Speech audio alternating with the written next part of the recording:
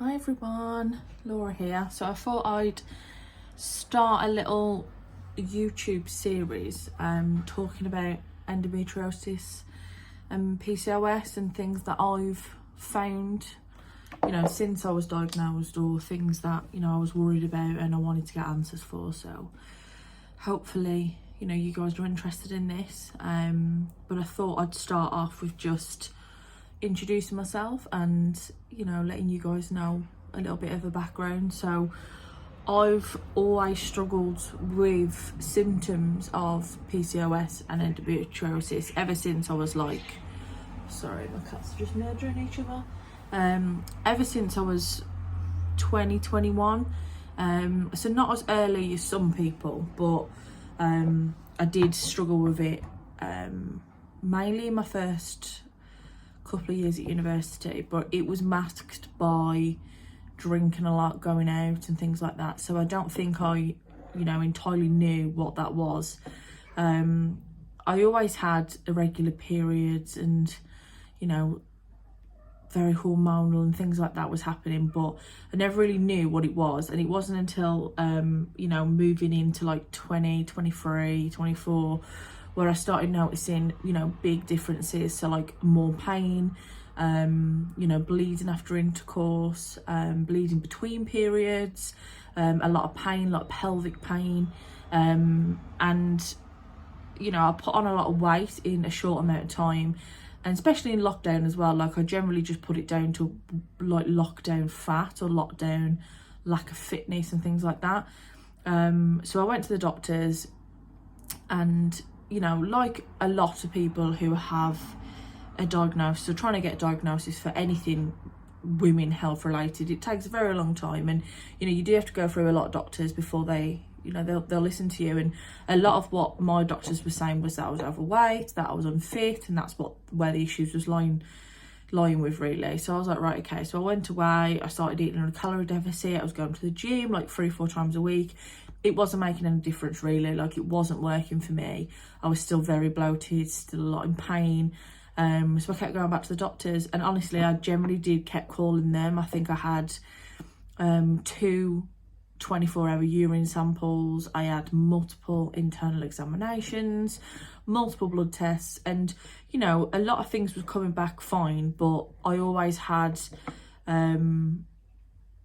I can't remember what it was called now. I think it was just my testosterone levels was higher, and then that was part of the process of me getting diagnosed with polycystic ovary syndrome. So I went and had some more tests and some more scans, and then that's when I got diagnosed with that. And they also did a diabetes test, and they told me I had type 2 diabetes. So to manage all of that and to all that pain, they put me on metformin, and they started me on taking it once a day and then increasing it to 2, and then do that for I don't know, I think it was 4 or 5 months. And then there was call us back and see how you're getting on. I've now increased that to, I take 4 a day for that now, to help me manage the pain and my blood sugars and insulin resistance, things like that. So that was that. And then I kind of always suspected endo anyway, because my auntie had it, and she was always kind of advocating for us to be aware of things to do with women's health, and especially periods and things like that. So she kind of pushed me to keep calling them and to keep saying that when something's wrong with your body. And I was having pain every single day, day in, day night. I was struggling to go to work, I was struggling with fatigue, I was struggling with stress, I was struggling with all these things.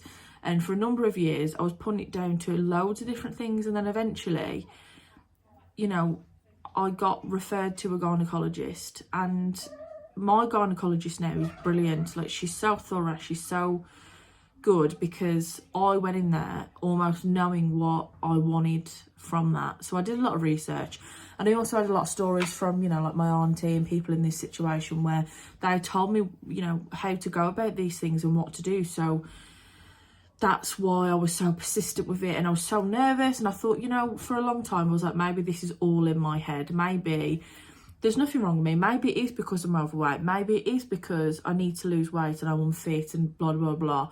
Because I do understand being overweight comes with many health concerns, I do get that, but I don't know, I just knew it was something else. So I got referred to a gynecologist, and we did have a fertility referral put in as well, but it did get rejected because I'm under the age of 30 and I'm overweight. So they just full on rejected that, which is just not really helpful. So obviously we've been struggling to, you know, to get pregnant and things like that. But obviously with the PCOS, that can happen. And then obviously I'm still at the point where I was worried that I'd have endometriosis and, you know, what that would mean for me getting pregnant in the future. So I met with my gynecologist, and she was like, right, so you need to try and lose weight first of all. So I was like, I know. You know, every healthcare professional I've spoken to, you know, the first thing that they bring up is your weight. And unfortunately, you know, it's not nice, but, you know, I kind of expect it now. And I do understand that that's a big part of it. And, you know, I have been trying, but it's just not as easy said than done, unfortunately. And, you know, just even swapping things, like I've tried to switch to a gluten-free diet before, so I've tried to switch out, you know, like instead of milk, like normal milk, to have like almond milk or soy milk or things like that. But honestly, I just struggle to stick to anything at the moment. But so yeah, so I had a few tests. I had to have a blood test, I had to have an internal examination from a doctor, and I had to make sure I have a smear test, and I used to do like another water sample and all that kind of stuff. And then there was like, right, we're going to put you on the waiting list for a laparoscopy. So I did have to wait a little bit longer because I was going to Mexico, and I think there's something that you have to be post-op before you fly, or you fly out, or I can't remember exactly what it was. So this appointment was in, oh, my cat's just gone to say hello. Say hi, Stitch. Say hi. So this appointment was in, I feel like it was like January, February time, and I got my operation date through, which was the 14th of August. So, you know, I didn't really know what to expect, so I had to fill in a lot of pre-op questionnaires. I had to have 2 pre-op appointments, blood tests, you know, over the phone consultations, things like that. So it was all happening very quickly. And then I had my laparoscopy, which, you know, I'm very happy I had it. And my procedure and just the process of it, I'm so grateful for, because mine looked so much less hectic and chaotic than people's I've seen. You know, like I had it through Spire Bank, so it was on the NHS, but obviously it's a private hospital. Why do you guys keep fighting? But they was lovely, honestly. I can't fault them. You know, they told me everything at every point. Oi, stop fighting. Oh dear. They told me everything, you know, they were so thorough, they looked after me. I had a few complications afterwards with some of my wounds getting infected, especially in the belly button area. You know, they did say like that is prone to kind of bacteria and things like that, so I did have to go back and get some antibiotics.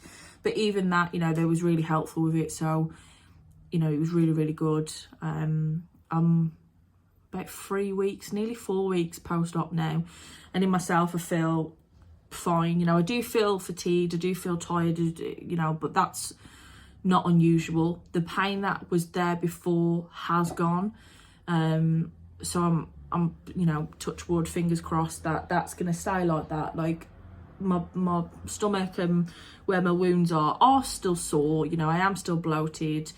I'm still wearing like dresses and leggings and things like that. Like I generally have found to avoid like jeans and tight clothing because it is just, you know, uncomfortable.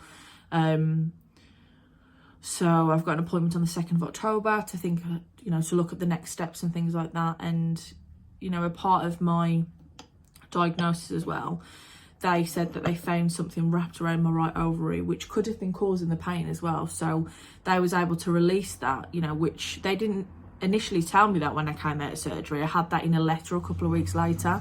So I was quite, you know, I was like, oh, okay, so that's good at least. And I think overall, you know, in general, it was just a massive relief to know that I knew there was something wrong, and there was something wrong. Because unfortunately you do start to gaslight yourself in terms of making it think like you're making it up, or maybe you're being a bit dramatic, you know. And I can be quite dramatic as a person in general, so I was thinking, oh, maybe I am just being a bit emotional or hormonal or whatever, and maybe it is just a bad period like people say it is, but it's not. And I can confirm it's not. Endometriosis, PCOS is not just a bad period.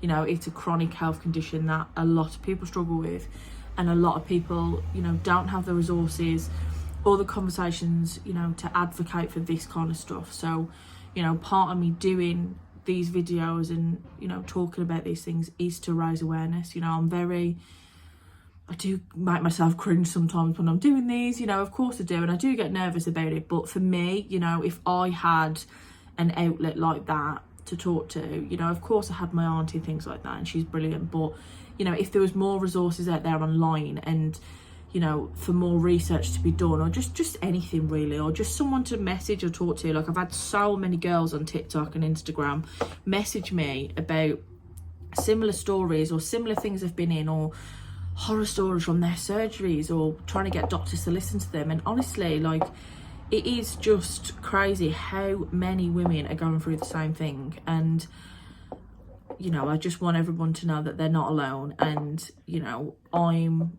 always here to answer any questions if I can. Obviously, I'm not a healthcare professional. There's probably things I've said that aren't, you know, necessarily, you know, always correct.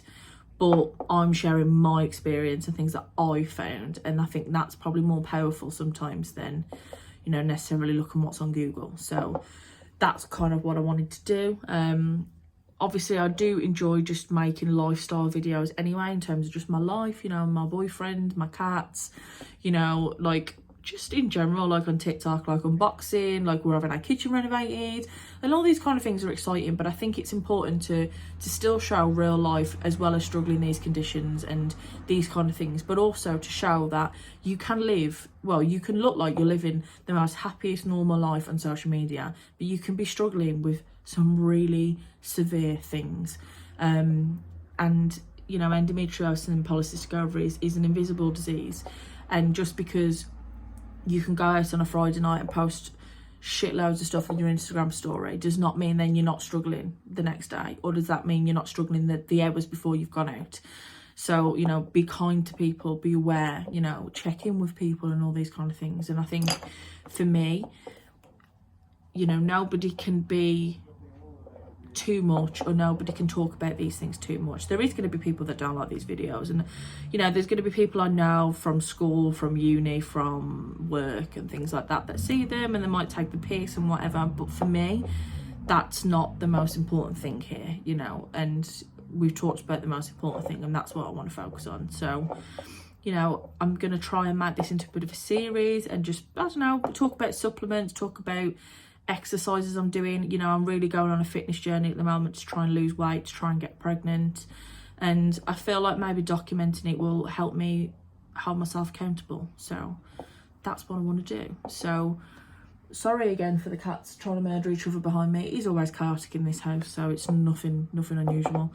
But yeah, so I hope you've enjoyed that, and hopefully I'll be able to make some more videos soon. But take care for now, and, you know, my messages are always open. You can contact me on Instagram, TikTok, here, you know, you can contact me anywhere. So sending love.